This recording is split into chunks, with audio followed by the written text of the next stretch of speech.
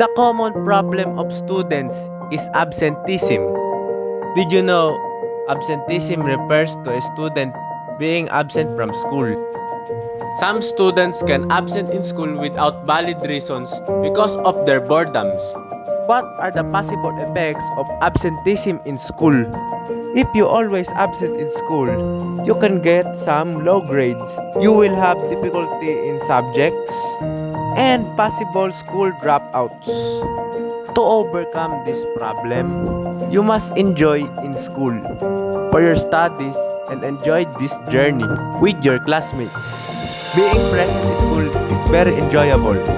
Attendance in school is very important for students, and this is the way that you learn and discovers more things. Remember, please do not absent in school if necessary.